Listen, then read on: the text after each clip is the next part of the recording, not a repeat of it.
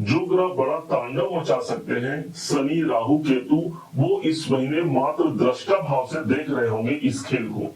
और जो इस खेल में प्रतिभागी बनेंगे, जो बड़ा अपना दायित्व निभाएंगे, वो 5 ग्रह होंगे। सबसे पहला जो ग्रह है वो देवगुरु बृहस्पति। पूरे 12 साल बाद अपने उच्च की राशि पर देवगुरु बृहस्पति विराजमान इसी महीने पर हो रहे हैं। तो दूसरा ग्रह होगा सेनानायक मंगल, और यही मंगल है जो अपने स्वयं की राशि पर मौजूद रहेंगे, सम राशि के इस महीने रहेंगे। तीसरे ग्रह बनते हैं ग्रहों के राजकुमार बुध, जो इस समय पर अपने उच्चत्व राशि को छोड़ते हुए अपने परम मित्र शुक्र की राशि पर प्रवेश करेंगे। तो वहीं पर एक ऐसे ग्रह भी है सूर्य भगवान, जो इसी महीने नीच की अवस्था पर आ जाएंगे। और जो पंचम जो ग्रह बनेंगे वो है शुक्राचार्य, दैत्य गुरु, और ये भी इस महीने नीच के होने जा रहे हैं। देखा जाए तो जो दानव गुरु है वो इस महीने नीच का रहेगा, और जो देव गुरु है वो इस महीने उच्च के होने जा रहे हैं।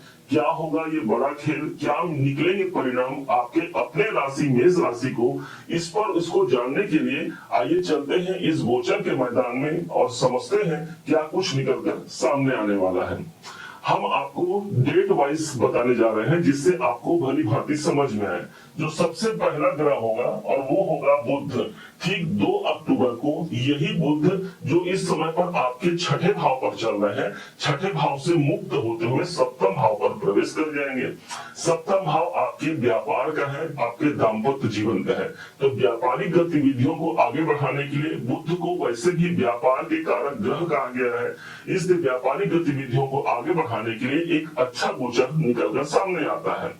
क्योंकि बुध सप्तम भाव पर आ रहे हैं, किसी मित्रों का सपोर्ट हमको इस महीने मिलता है, और यही नहीं हमारे दाम्पत्य जीवन के लिए भी इसको शुभता का अवसर ही हम मानेंगे। दूसरा जो ग्रह होगा, दूसरे नंबर पर आएंगे डेट वाइज यदि देखा जाए तो 9 अक्टूबर को शुक्राचार्य महाराज ठीक इस समय पर जो पंचम भाव पर चल रहे हैं, केतु के कैद से तो मुक्त हो जाएंगे, लेकिन पहुंच जाएंगे अब छठे भाव पर और नीच की राशि पर प्रवेश कर जाएंगे। हालांकि घबराने की बात इसलिए नहीं रहेगी क्योंकि ये धन त्रिकोण में रहेंगे। द्वितीय भाव, छठा भाव और 10वां भाव धन त्रिकोण है। धन के मालिक होकर के धन त्रिकोण पर ही होना कोई आर्थिक मजबूती के लिए एक समस्या का जो समाधान हम चाह रहे हैं, वो समस्या का समाधान इस महीने निकलकर सामने आएगा। छठे भाव पर शुक्र आ रहे हैं। शुक्र को हम मानते हैं जिस स्थान पर होते हैं वहां पर सुंदरता कायम होती है, प्रेम होता है। और छठा भाव हमारे शत्रुओं का, तो हो सकता है इस समय पर जो हमारे शत्रु हैं उनके संग भी हमारा रिलेशन सही बन जाए और उनके द्वारा भी कोई पॉजिटिव गतिविधि जो हमको प्राप्त होना है वो प्राप्ति की संभावना बढ़ जाती है।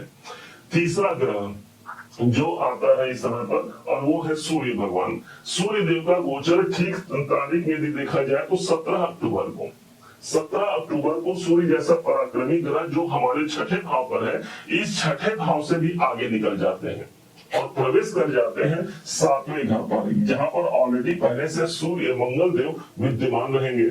अब सूर्य यहाँ पर नीच के होगा जब 7 नंबर पर प्रवेश करते हैं। तो जब ये आपके अपने गोचर कुंडली के अनुसार पंचमेश छठे भाव सप्तम भाव पर रहेंगे, इसलिए दाम्पत्य जीवन के लिए एक अनुकूलता तो यहाँ पर चलिए बुध ने दे दिया हमको, लेकिन फिर भी सूर्य का नीच का होना हमको एक दूसरे से जो ईगो है, जो अहंकार है पति पत्नी के मध्य, इसको दूर करते हुए अपने कार्य क्षेत्र पर आगे बढ़ना होगा। जो लोग प्रेम विवाह करना चाहते हैं, लव मैरिज करना चाहते हैं, तो ये समय एक पॉजिटिव समय रहेगा जहां पर पंचमेश प्रेम भाव का स्वामी सप्तम भाव अर्थात विवाह के भाव पर विद्यमान रहेगा। जो लोग एजुकेशन के सेक्टर में अपना बिजनेस चला रहे हैं उनके लिए ये गोचर एक पॉजिटिव गोचर रहने वाला है। अब आइए समझते हैं जो चौथे नंबर के जो खेल खेलेंगे, जिनका सबसे बड़ा प्रभाव यदि कहा जाए तो इस महीने होने जा रहा है, और वो है ठीक 18 अक्टूबर को। 18 अक्टूबर को होगा क्या, देवगुरु बृहस्पति जो अभी तक तीसरे भाव पर चल रहे हैं इस भाव से आगे निकल जाएंगे। मतलब आगे निकलते हुए देवगुरु बृहस्पति यहाँ पर विद्यमान होंगे चतुर्थ भाव पर। अच्छी बात यह हो गई कि त्रिकोण का मालिक त्रिकोण भाव पर उपस्थित रहेगा। भाग्य उन्नति के लिए एक सर्वाधिक महत्वपूर्ण योग है। जब केंद्र पर देवगुरु बृहस्पति उच्च के होते हैं तो अनेक प्रकार के सौभाग्य की वृद्धि कराते हैं। अब यहाँ से इनकी एक दृष्टि पड़ती है जो कि सीधे कैरियर के भाव पर पड़ रही है। तो कर्म क्षेत्र पर या कैरियर को लेकर के मन अशांत है या कोई पोजीशन या पद प्रतिष्ठा की वृद्धि नहीं हो रही है, तो गुरु एक ऐसे ग्रह है जो लंबे अवधि के चलते हैं और किसी सिचुएशन को पूर्णता की ओर ले जाने के लिए इनका सर्वोपरि एक प्रभाव होना आवश्यक है। और इस समय पर 18 अक्टूबर से लेकर के 5 दिसंबर तक जो बड़ा खेल रचा जाएगा वो यही रचा जाएगा, कैरियर के लिए एक पॉजिटिव सिचुएशन को हम प्राप्त कर सकते हैं। हालांकि यहाँ देखा जाए तो 10 नंबर की राशि पर शनि के घर पर इनका प्रभाव आ रहा है, तो दूसरे तरफ इनकी जो 9वीं दृष्टि होगी वो स्वयं शनि देव पर ही पड़ेगी। शनि हमारा कैरियर है, तो वहीं पर देव गुरु बृहस्पति को हम भाग्य कहते हैं, अर्थात कर्म क्षेत्र पर भाग्य का साथ मिलता है। कोई पॉजिटिव सिचुएशन हमारे कैरियर को लेकर के सबसे ज्यादा एक मजबूत पोजीशन को प्राप्त करेगा। अब देवगुरु बृहस्पति चतुर्थ भाव पर रहेंगे। बहुत से लोग इस समय पर प्रॉपर्टी की ओर उन्मुख हो सकते हैं। प्रॉपर्टी बनाना है, गाड़ी भवन खरीदना है, एक पॉजिटिव सिचुएशन रहेगा चतुर्थ भाव पर गुरु का होना। हालांकि इस गुरु के लिए एक पूरा वृहद आपके लिए क्या प्रभाव होगा इसको लेकर के अलग से हम एक वीडियो लेकर के जरूर आएंगे। अभी चलते हैं 5वें नंबर के ग्रह पर, और वो 5वें नंबर के ग्रह होंगे जो सीधे 27 अक्टूबर को अपना परिवर्तन करेंगे।